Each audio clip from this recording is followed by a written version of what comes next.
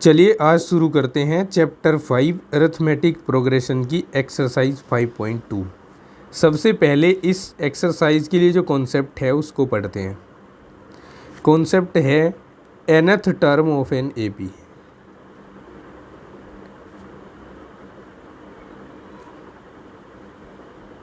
इसको हम रिप्रेजेंट करते हैं an और tn से, या तो an से या फिर tn से। आपकी बुक में इसे an से रिप्रेजेंट किया हुआ है NCERT में, और इसका फॉर्मूला होता है a plus n minus 1 into D. यहाँ जो a होता है वो होता है फर्स्ट टर्म, जो n होता है वो होता है नंबर ऑफ टर्म्स,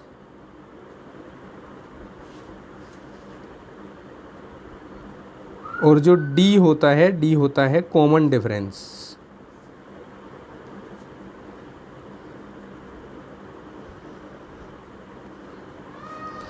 अब हम इसका यूज करेंगे एक्सरसाइज में। एक्सरसाइज 5.2 के क्वेश्चन नंबर 1 में एक टेबल गिवन है। इस टेबल में कुछ टर्म मिस है, जैसे यहाँ 3 टर्म्स तो हैं लेकिन 4th टर्म यहाँ मिस है। इस टर्म को an कहा गया है और ये मिस है, इसका हमें पता लगाना है। इसका पता लगाने के लिए हमें वही फॉर्मूला यूज करना है जो हमने अभी अभी पढ़ा है। तो सबसे पहले हम क्या करेंगे, हर एक सिचुएशन के लिए हमारे पास 5 सिचुएशंस हैं। हर एक सिचुएशंस के लिए जो भी गिवन है पहले उसको लिख देंगे, और जो फाइंड करना है उसको भी नोट कर लेंगे। उसके बाद फॉर्मूला अप्लाई करेंगे। तो क्वेश्चन हो गया 1, पार्ट हो गया फर्स्ट, वी हैव। अब हमारे पास जो भी अवेलेबल है उसको लिख देते हैं। a का वैल्यू है 7, d का वैल्यू है 3, n का वैल्यू है 8, और an का वैल्यू अभी हम नहीं जानते। लिखेंगे since an equals to a plus n minus 1 into d, ये हमने अभी सीखा है। सो a की जगह पर आप 7 रख दीजिए, n की जगह पर 8 रख दीजिए, और इसको हम a8 बोलेंगे। a8 माइनस 1 इंटू डी की जगह पर 3। तो इस 7 प्लस 7 3 जा 21, ये हो जाएगा 28। ओके, तो जो यहाँ पर फिल इन द ब्लैंक है उसमें हम भर देंगे 28 फिल करके। इसके बाद हम नेक्स्ट पार्ट पर आते हैं। नेक्स्ट पार्ट में आपको एक तो गिवन है a का वैल्यू -18, d का वैल्यू मिस है, फाइंड करना पड़ेगा, n का वैल्यू 10 है, और an का वैल्यू 0 है। फिर से वही formula, since we know that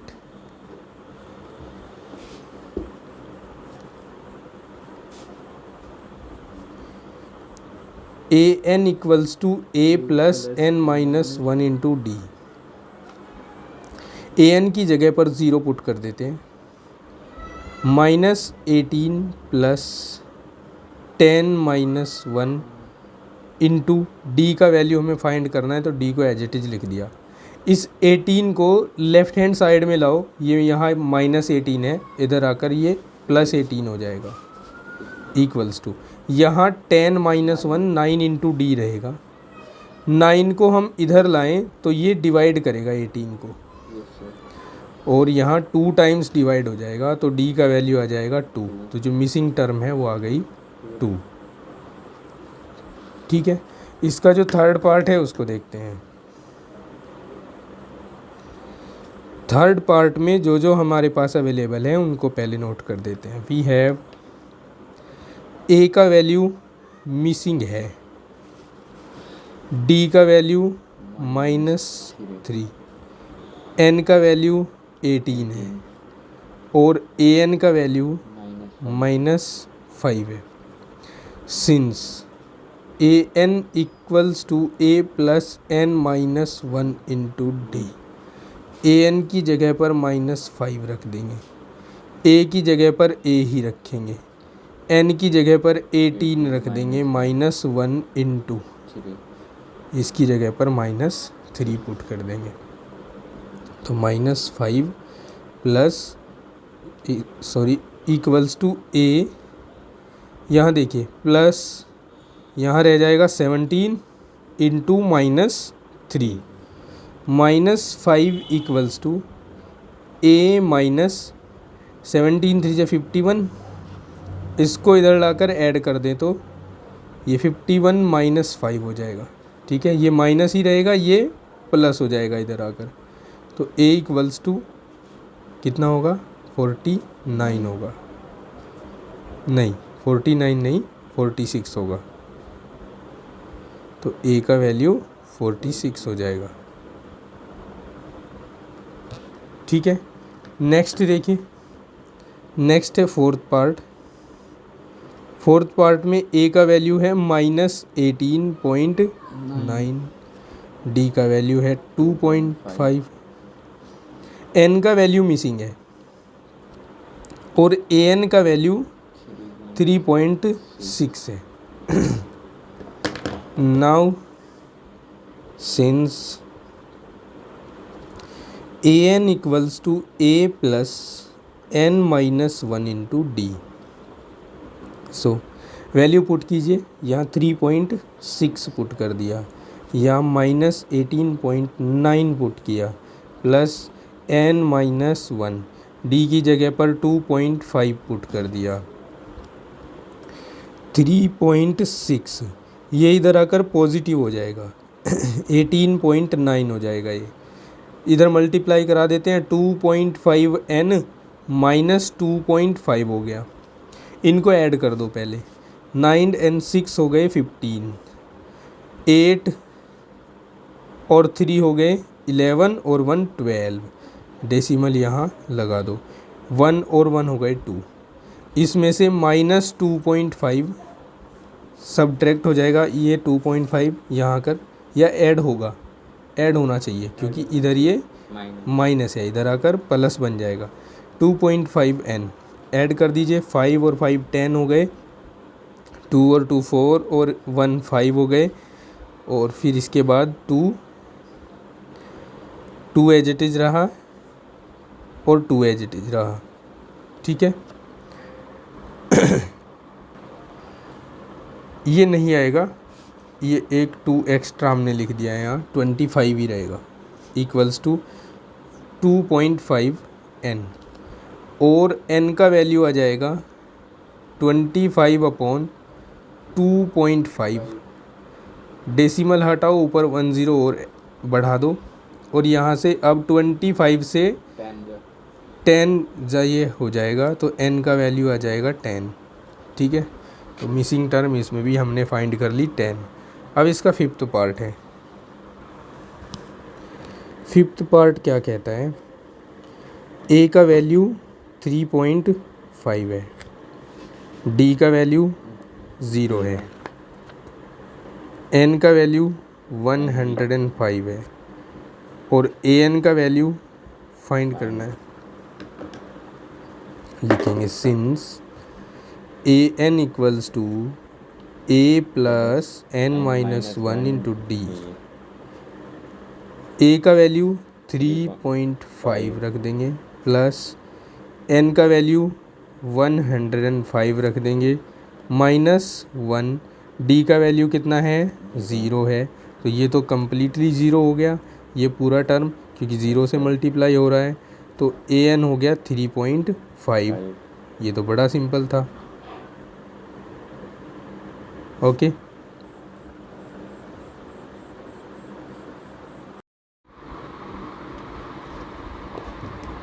चलिए सोल्व करते हैं क्वेश्चन नंबर 2। क्वेश्चन नंबर 2 में बोला है choose the correct choice in the following and justify. First part है 30th term of the AP 10 7 4 and so on is 4 options given हैं 97, 77, -77, -87।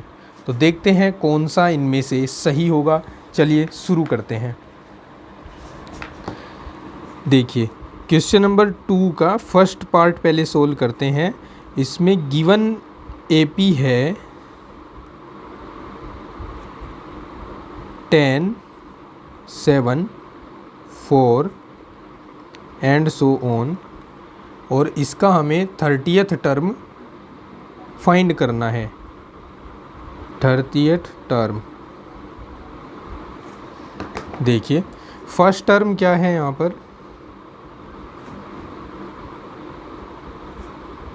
First term 10 है।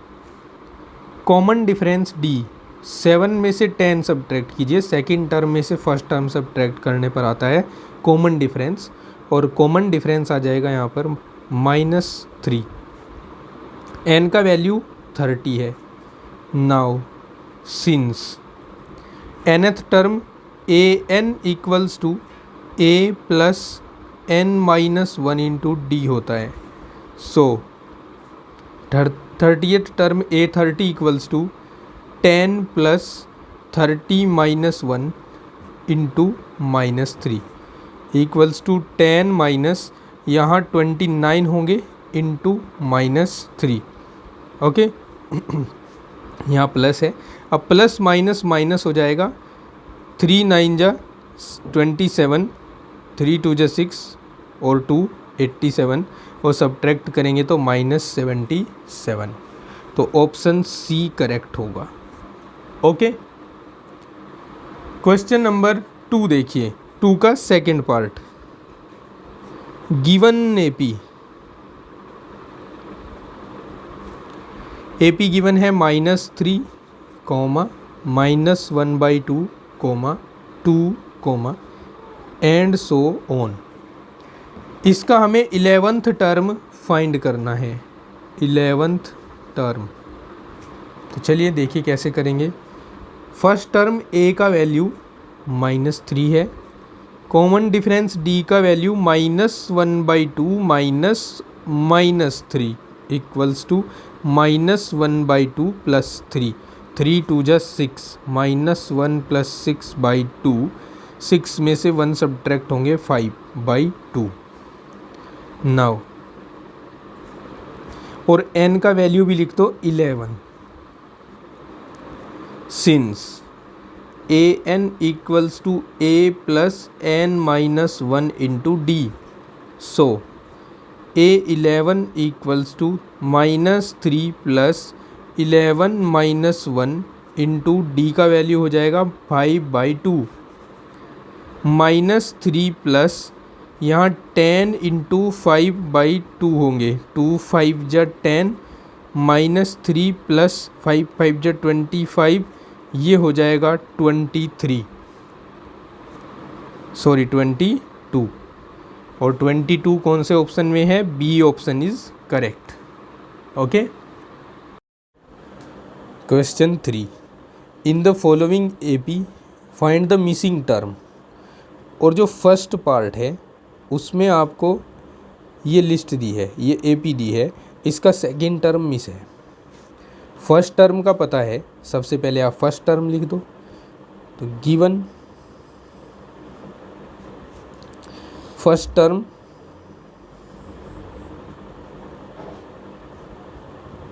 a equals to 2, और ये कौन सा टर्म है, थर्ड टर्म है 1 2 3। थर्ड टर्म को A3 से रिप्रेजेंट करते हैं, और ये हो गया 26। ठीक है, अब अगर थर्ड टर्म है तो थर्ड टर्म को हम ऐसे लिख सकते हैं कॉमन डिफरेंस के साथ, a plus 2d equals to 26। कैसे आया ये, हमने पढ़ा है a n equals to a plus n minus 1 into d. अगर मैं यहाँ पर 3 रख दूँ n की जगह पर, तो ये 3 minus 1 into d a plus 2d बन जाएगा कि नहीं।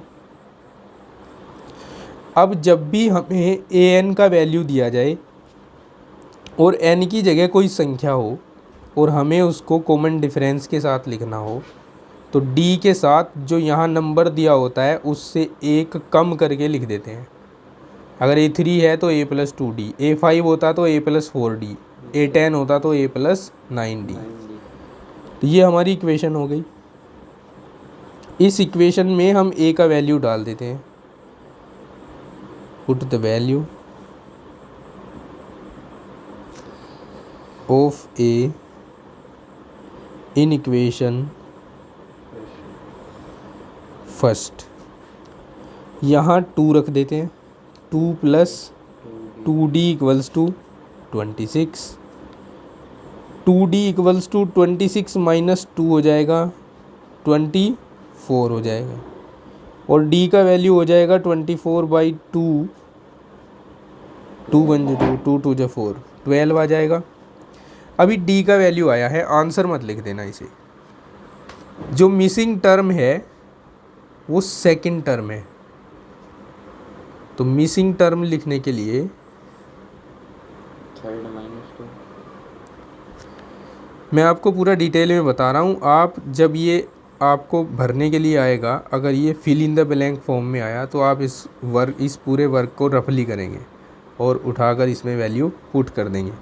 तो मिसिंग टर्म हो गया सेकंड टर्म A2, जिसको हम लिखेंगे कॉमन डिफरेंस के साथ A+D। तो A कितना है अपने पास 2 है, और D कितना है 12 है, तो मिसिंग टर्म हो जाएगा 14। तो यहाँ हम 14 डाल सकते हैं। ओके, जो इसका सेकंड पार्ट है उसको समझे, उसको थोड़ा शॉर्ट फॉर्म में समझाने की कोशिश करता हूँ। तो मिसिंग टर्म फर्स्ट टर्म ही है, फिर सेकंड टर्म 13 है, और थर्ड टर्म इसका मिसिंग है, और फोर्थ टर्म इसका 3 है। ओके, तो देखो फर्स्ट टर्म तो मिस है, A को लिखते हैं हम फर्स्ट टर्म, उसके बाद A+D आता है, फिर A+2D आता है, और A+3D आता है। ओके, तो हमारे पास क्या क्या अवेलेबल है, A+D का वैल्यू है 13, और A+3D का वैल्यू है 3। इनको हम एलिमिनेशन मेथड से सोल्व करेंगे दोनों इक्वेशंस को। इसको इक्वेशन 1, इसको इक्वेशन 2 अगर कह दें तो यहाँ सब्ट्रैक्शन लगा दीजिए, ये तो कैंसिल।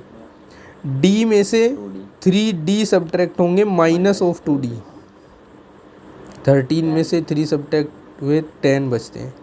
D का वैल्यू आ जाएगा 10/-2, और D का वैल्यू -5 आ जाएगा। ओके, नाउ जो मिसिंग टर्म है उसको फाइंड करने के लिए पहले ये वैल्यू इन दोनों में से किसी भी एक इक्वेशन में पुट करनी होगी।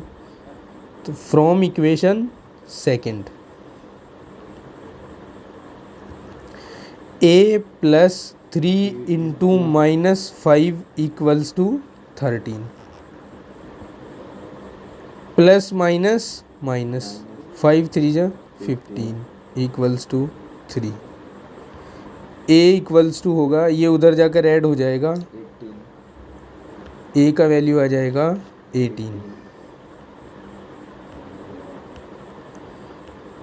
ये तो है फर्स्ट टर्म, यहाँ हम 18 लिख सकते हैं। और ये है A+2D, इसको भी फाइंड कर लेते हैं। A+2D 18 + 2 × -5, 18 - 2 5 = 10 = 8। तो ये मिसिंग टर्म हो गई 8। ओके, सिंपल है, इस तरह से आप फाइंड कर सकते हैं।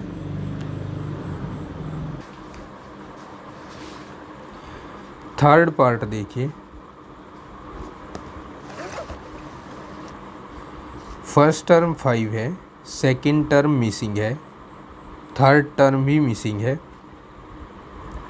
और फोर्थ टर्म 9 × 1/2 है। देखो यहाँ A होता है, यहाँ क्या होता है A+D, यहाँ क्या होता है A+2D, और यहाँ A+3D। अगर कंपैरिजन के बाद आप यहाँ सीधे ही देख पा रहे हो A का वैल्यू 5 है और ए प्लस 3d का वैल्यू 9 इंटू 1/2 है। इसको हम 19/2 भी लिख सकते हैं। यहाँ ए का वैल्यू पुट कर दो 5, 3d इक्वल्स टू 19/2। इस 5 को उधर ले जाकर सब्ट्रैक्ट करा दो।